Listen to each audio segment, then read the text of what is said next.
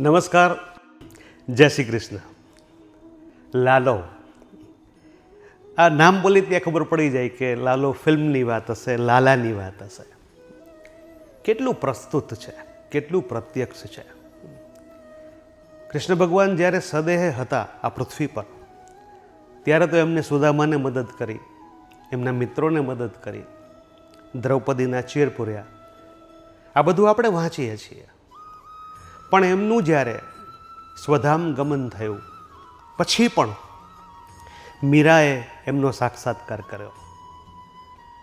આગળ વિચારીએ અને જોઈએ તો જૂનાગઢમાં નરસિંહ મહેતા, એમને પણ પરચા પૂર્યા અને આપણી સામે આખો ઇતિહાસ છે.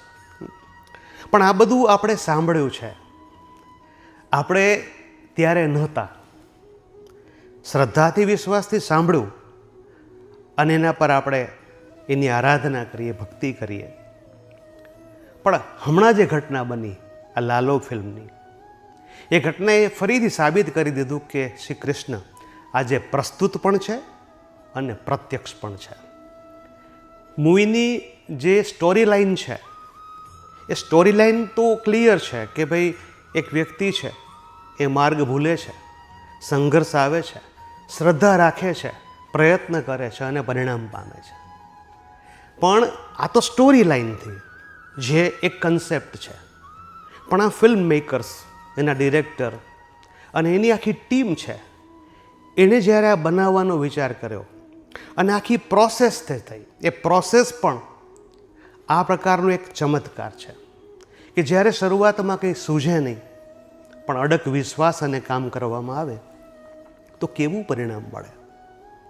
જે ફિલ્મ ચાલે નહીં એવી શંકા હતી, આજે કહેવાય છે કે એ ફિલ્મે ઇતિહાસ સર્જી દીધો છે. તમને એમ લાગશે કે હું લાલો ફિલ્મની વાત કરું છું કે આ કેમ? મારી આ વાત કહેવાનો ઉદ્દેશ્ય છે કે લાલો આજે પણ છે. અને જો લાલો આ જીવનમાં આવી શકતો હોય અત્યારે, તો આપણા જીવનમાં કેમ ના આવે? પણ જરૂર છે શ્રદ્ધાની, વિશ્વાસની, અડગ શ્રદ્ધાની જરૂર છે. લાલો એક અર્થ થાય લાલ, એટલે કે પુત્ર, સંતાન. અને આ લાલ છે ને, એ કસોટી કરે. કસોટી કરે એટલે એ અગ્નિમાં નાખે અને લાલ કરી નાખે. પણ એ લાલાશ જ્યારે પકડાણી હોય ત્યારે વિશ્વાસ ગુમાવ્યા વગર એ પ્રક્રિયાને, એ વિશ્વાસને આગળ ધપાવીએ તો એવું સરસ મજાનો ઘાટ ઘડાય અને એમાં જે રતાશ આવે, જે લાલાશ આવે, એ જીવન પર્યંત રહે છે. આપણા જીવનમાં પણ નાના મોટા સંઘર્ષો, સમસ્યાઓ આવતી હોય છે.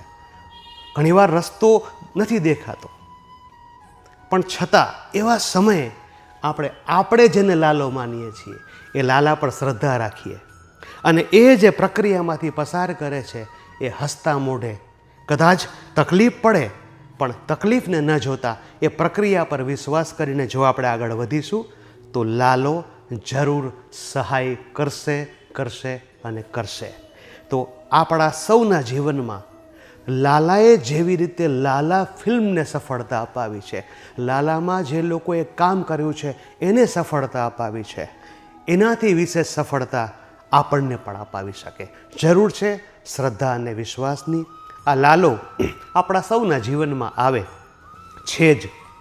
આપણે એની અનુભૂતિ કરીએ, વિશ્વાસ રાખીએ અને અંતમાં એટલું કહીશ કે આ લાલો આપણા સૌના જીવનને પ્રજ્વલિત કરે, પ્રકાશિત કરે અને આપણને સહાયરૂપ થઈ અને આપણું જીવન પણ જ્વલંત, સફળ બને. આપ સૌને જય શ્રી કૃષ્ણ. Stay tuned. નમસ્કાર.